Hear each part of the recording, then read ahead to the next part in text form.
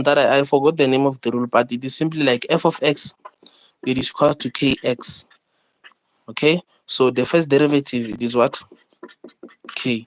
Remember, I chose k as the what? As a constant. So for example, if they say f of x, it is equal to 2x, then the first derivative there, it is what? 2. Yeah, that's how it works. Now let's go to the next part. You have known the rules, right? Now let's go to what you call first principles.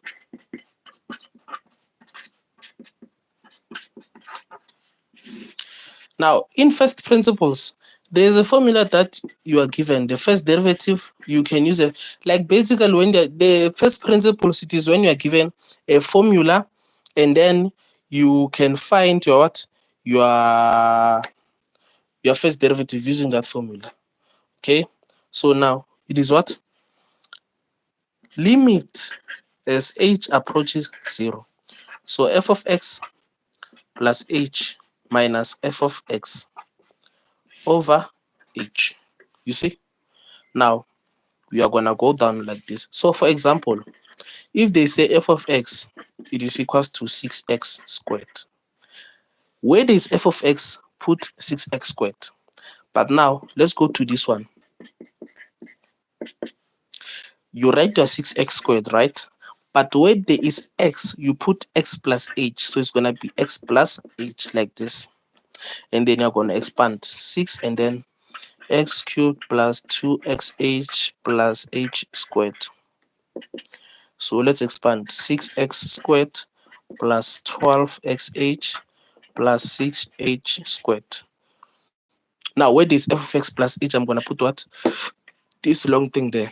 And then you're going to substitute and do your math. It's very easy. But what I can tell about first principles is that if they say determine blah, blah, blah, first principles, and then they say 5 marks, given f of x, it is equals to 3x squared minus 4x.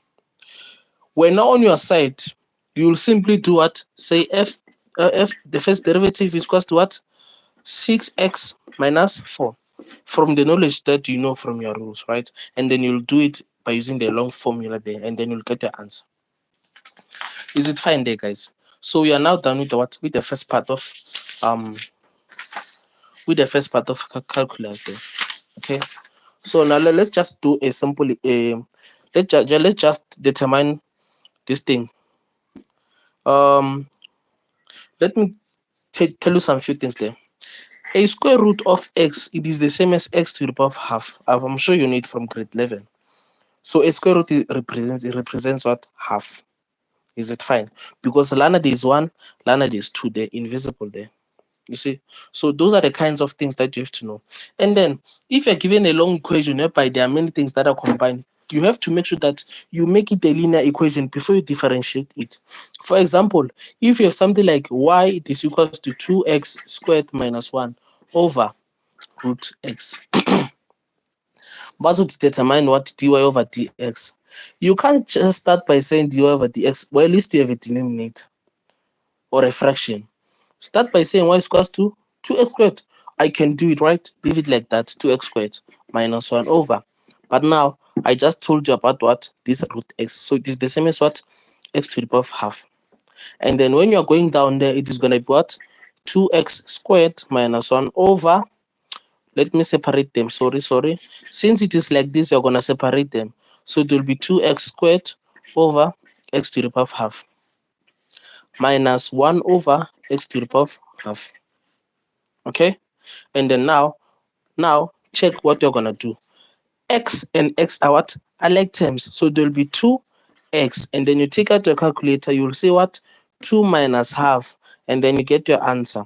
Minus this x will go up there, and it will be x to the power of negative 1 over 2 there.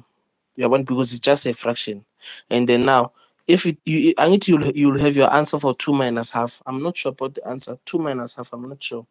You will write it there, and then that's when you say dy over dx. It is equals to that times that minus 1. Now it is plus, right?